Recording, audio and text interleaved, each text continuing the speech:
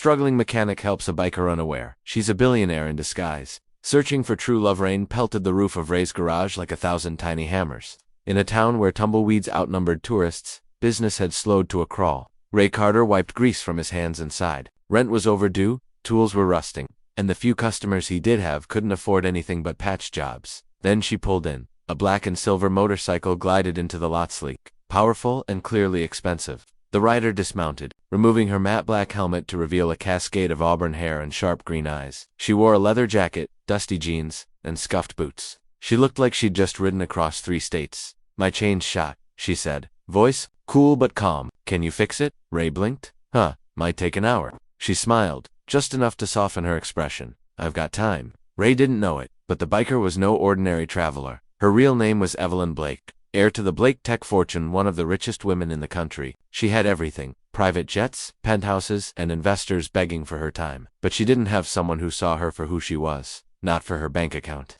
Tired of suitors with fake smiles, she'd taken to the road incognito, looking for something real. She hadn't expected to find him. Ray worked in silence, focused and precise. His hands, rough and calloused, handled the bike with reverence. He didn't flirt, didn't try to impress. He offered her a cup of coffee and asked if she'd eaten. He seemed real. "You always this quiet?" she asked. He shrugged. "Only talk when I've got something to say. Most folks just want their engines fixed, not conversation."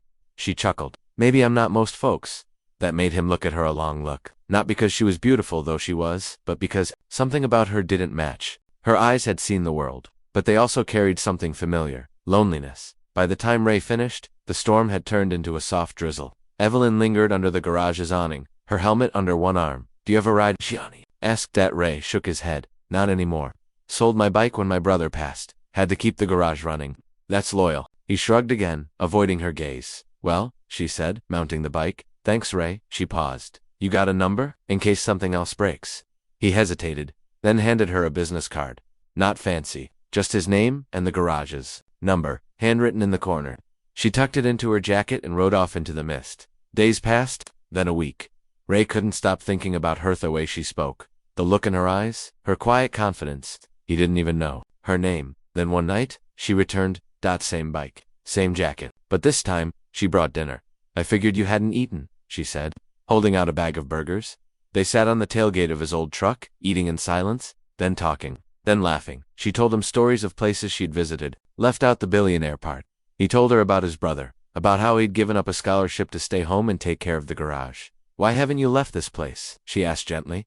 He looked around at the dusty garage, the cracked concrete, the old photos on the wall. "Because this place, it's home." Evelyn smiled. "Maybe I'm looking for something like that too." A month passed. They became friends. Then something more. One night, as the stars shimmered above and the hum of cicadas filled the air, she finally told him the truth. "I need to show you something." She took out her phone, opened a news article. Evelyn Blake to inherit $5 billion.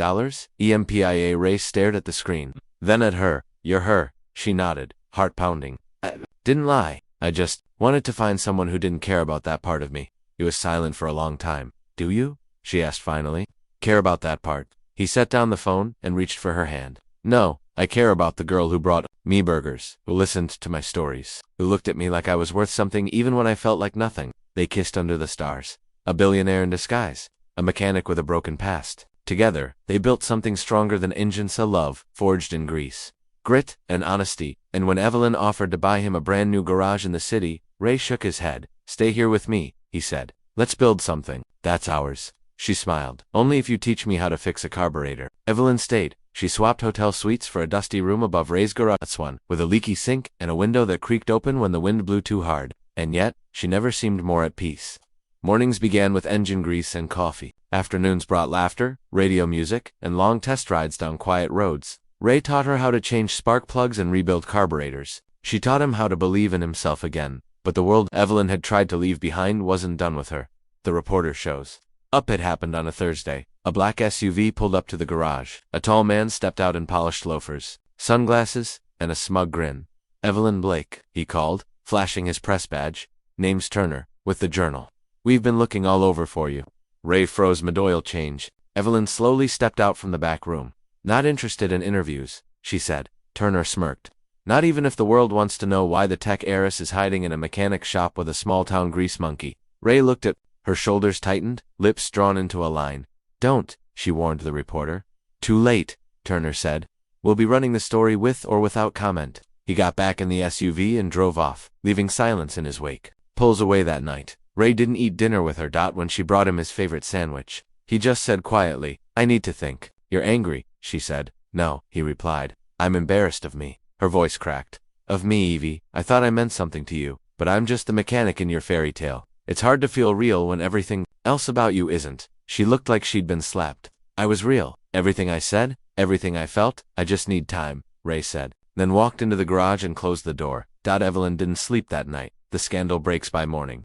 Ray's garage was surrounded by reporters. Microphones shoved in his face, cameras filming the rusted walls, headlines screaming, Billionaire, heiress dating broke mechanic, true love or rebellion. Ray tried to work, but customers stopped coming. People whispered, old friends looked at him differently. Evelyn stayed inside, heartbroken and ashamed. Her disguise, her escape everything, was ruined.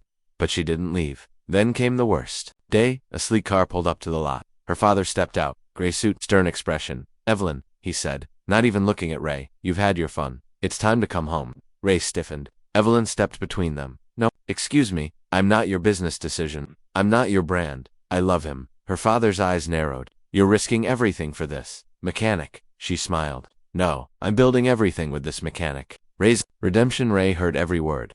He stepped forward, oil-stained hands and all. I'm not rich, he told her father, but I've loved your daughter without knowing who she was. And I still love her now that I do. I'm not asking for your approval. I'm asking for her trust. Evelyn's father studied him, then turned to her. You always did choose the hard road, he muttered, then left without another word. 1 year later, the garage now had a fresh coat of paint, a new sign, Blake and Carter Auto. Ray still worked on cars. Evelyn still got her hands dirty, but now they did it together, partners in love, in life, and in business. They never forgot how it started. One broken bike, one act of kindness, and one woman who took off her helmet and changed everything. And when customers came now, they didn't just see a mechanic and his assistant. They saw a team, forged through truth, tested by fire, and held together by a love that didn't care about money, only meaning.